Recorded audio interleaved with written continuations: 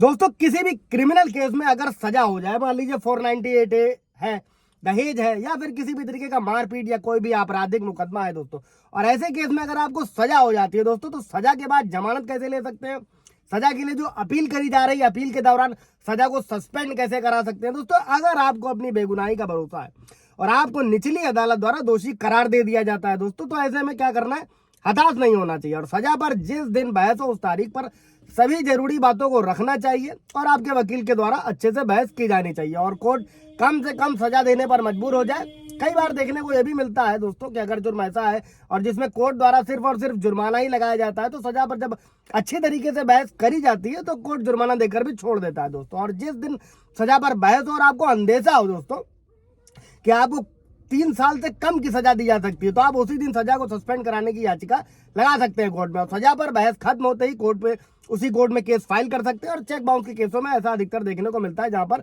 सजा को सस्पेंड कराने की याचिकाएं लगाई जाती हैं दोस्तों। और किसी भी कोर्ट में कोई भी आपराधिक मामले का ट्रायल पूरा होने पर आरोपी व्यक्ति को दोस्तों एक तो दोषी ठहराया जाता है या फिर बरी किया जाता है। और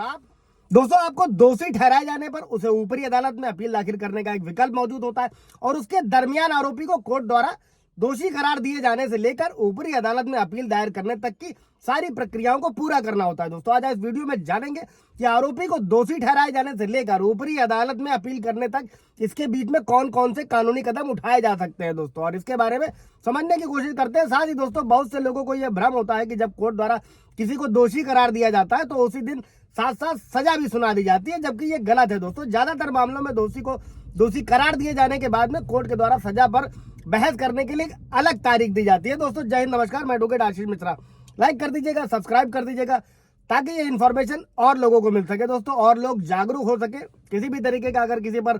फैमिली डिस्प्यूट है, 498 या झूठा मुकदमा दर्ज कराया गया है दोस्तों, या किसी भी तरीके का ट्रायल चल रहा है, तो ऐसे में सजा होने के बाद जमानत कैसे लेनी है, अपील के दौरान सजा को सस्पेंड कैसे कराना है, ये सभी नए कानून की धाराओं से समझते हैं दोस्तों।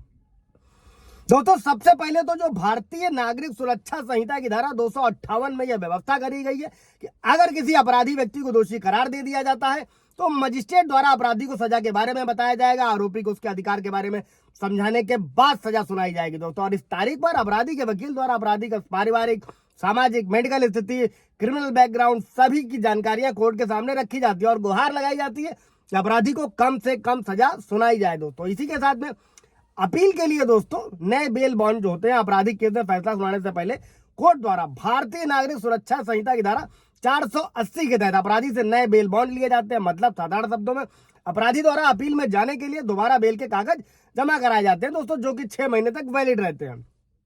और इसी के साथ में दोस्तों अपील के दौरान सजा को सस्पेंड कराने की याचिका कैसे कर सकते हैं आप, भारतीय नागरिक सुरक्षा संहिता की धारा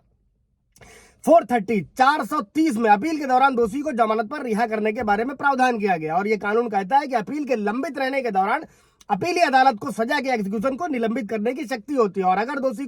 दोषी कारावास में है दोस्तों तो उसे रिहा भी किया जा सकता है। और इस प्रावधान के तहत यह भी देखा जाता है दोस्तों कई बार कि दोषी व्यक्ति को 3 साल से कम की सजा सुनाई जाती है और दोषी बेल पर है, तो सजा सुनाने वाला कोर्ट क्या होता है, कोर्ट के सामने ही इस प्रावधान के तहत अपील में जाने के लिए सजा को सस्पेंड करने की याचिका लगाई जाती है दोस्तों और ये याचिका ज्यादातर मंजूर करी जाती है दोस्तों। ये है प्रावधान पूरा।